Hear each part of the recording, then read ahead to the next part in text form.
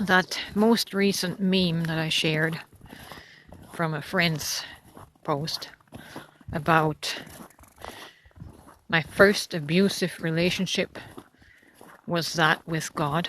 Um, Ruffled a lot of feathers, ruffled a lot of foundations, because we rely on God as our secure foundation. And we enter into a relationship with God from our insecure self, because we, in our soul, in our subconscious mind and programming, do not feel secure in our being. We don't feel safe in our being on our own.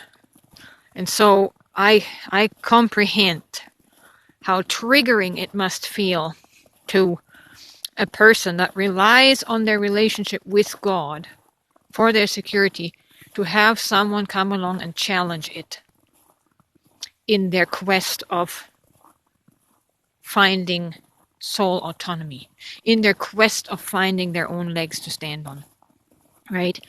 I don't share these things out of spite or to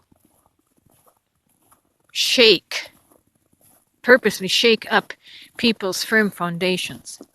But these things will serve the purpose quite involuntarily. It'll serve the purpose of shaking up that which can be shook up. I think there's even a Bible verse that says, once more I will shake not only earth, but the heavens as well. So that all that can be shaken will be shaken until only that which can't be shaken remains. So we're going to be triggered and shook up in many ways, and all that can be shaken is going to get shook up. And for many of us, that included the relationship with God.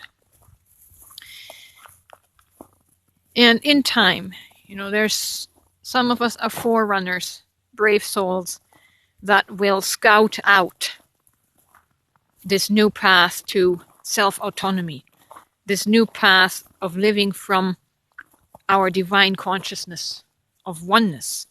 Not oneness with God, because the word with always implies that there is another. But the oneness through a consciousness that realizes I am that I am. I am that divine source. I am that divine consciousness that is operating through this vehicle of my body. So yes, new paths are going to be forged.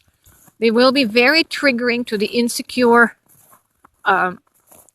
subconscious identity and beliefs that we hold and are not conscious of. It'll shake us up in our root chakras and sacral chakras, which are the energies responsible for feeling safe, for survival. But we need to raise up to a higher frequency than that very low resonance of fear and survival, and trying to ensure our survival, our security.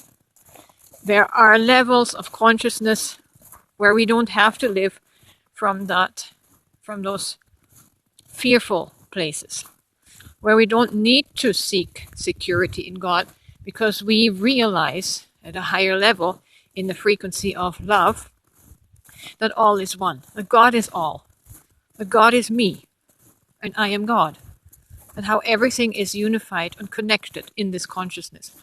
And it is this oneness consciousness, this unified consciousness, that will eventually eliminate the energies of war and enmity. Because enmity and war is generated from our fear-based programming of survival.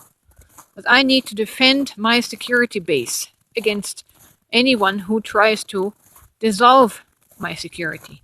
You see,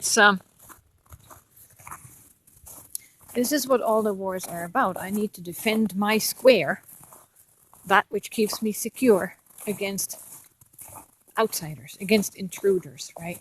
So the point is to rise out of that vibration of defense, that vibration of needing to defend my turf, because the square that I'm standing on is part of the whole that the other guy is standing on. It's the same turf, but it's our inner disconnectedness from ourselves, from our higher soul, that makes us feel so vulnerable and defensive, and what makes memes like this so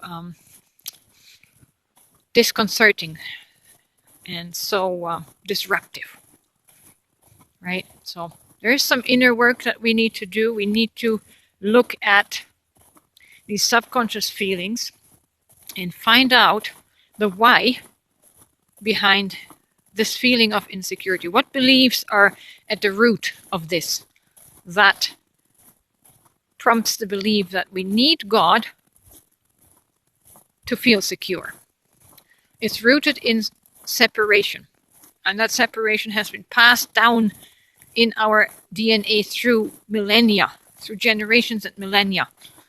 But now we're rising up into higher consciousness where we realize, wait a minute, I am not separate from God. Everything is one. Everything is interconnected through consciousness. We are all of the same energy and of the same source. There's no need to fight one another. There's no need to be defensive. We can be secure in the knowledge of our oneness in and as source consciousness.